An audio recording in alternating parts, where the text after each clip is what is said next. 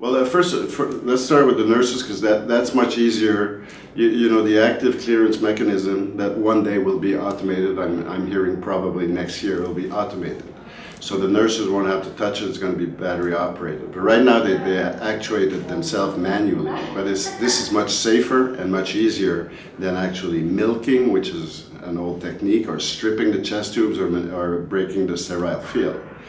For doctors, it's obvious. I mean, if I'm sure that my patient is properly drained, I probably not going to take them back just to go take a look. I'll be confident that what I can correct, coagulation problems while I'm seeing the blood come out, because I'm sure they're not going to tamponade. And I actually have a few case reports about that.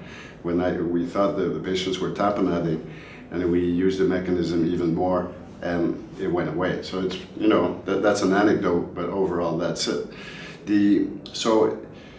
It's definite. There's an average price depending on, in the US, one retained blood complication will lead to an increase of $27,000 or $28,000 more. I mean, this is impactful. Obviously, we're talking, you have to make an investment, a small investment, which is the price of the catheter, which is a few $100s, depending on where you live.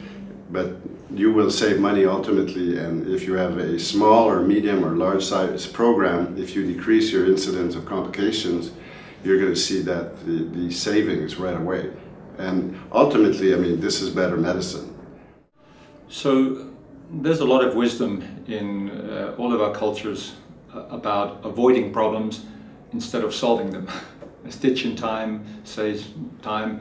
An ounce of prevention is worth a pound of cure, and so on. Retained blood is something to be avoided.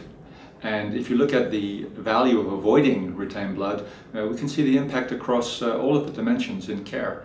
Obviously, the patient is the most important one. We want to save lives, we want to reduce suffering, decrease pain, and have them leave hospital healthier and faster. For the nurses, it's less worry, it's less work, because they're dealing less frequently with these complications. For the surgeons, obviously, having a patient come back to the operating room is a catastrophe, usually, and sometimes it doesn't end well for the patient. The mortality from reoperation is much higher than the first operation. So when we look at the kinds of complications we avoid, we put them on a time axis from the immediate phase, what we call the acute phase, all the way out to a year sometimes. In the acute phase, we can talk about cardiac tamponade, for example. This is where blood accumulates in the chest and around the heart. And if that happens, you have to imagine that the heart is being suffocated. The blood around the heart impedes filling of the heart chambers, and it impedes pumping of the blood out of the heart. Now, that's a very important issue for the body, because when that happens, the blood pressure goes down, the kidneys don't receive enough blood, and we start to see kidney damage at a time when the body is already stressed.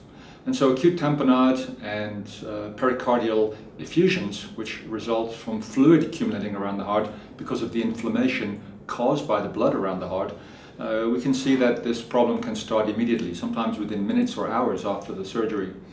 Usually at day 2 or day 3, if there's blood, we see fluid accumulating in the chest, because I mentioned earlier that the process by which blood is removed is an autoimmune response.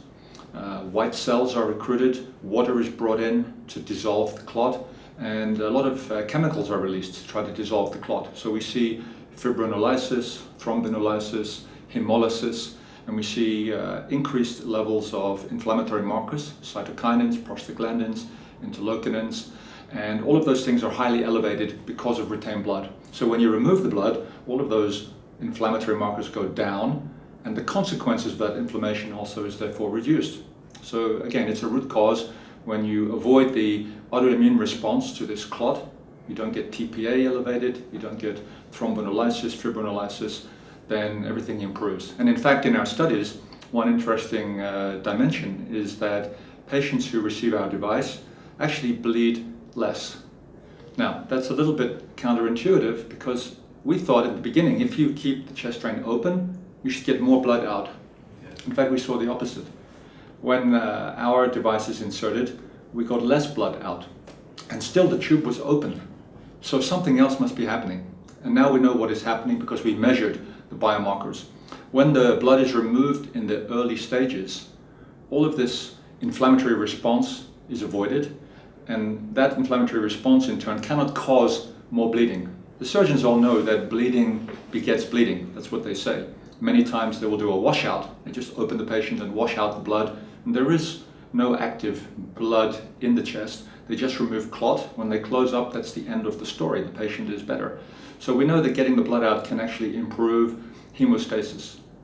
So coagulopathic states, which means the tendency of the patient to continue bleeding after surgery, sometimes is made worse by the presence of blood itself in the body. So getting the blood out causes the patient to heal faster, to dry up faster. They lose less blood, and we saw in our most recent American study that the direct consequence of that is that the patient actually receives less transfusions. And of course, many hospitals have a stated goal to avoid blood transfusion because that's associated with injuries in its own right. So getting the blood out has many benefits. It's like washing your hands, or as I mentioned earlier, it's like not drinking and driving, or not drinking and operating machinery.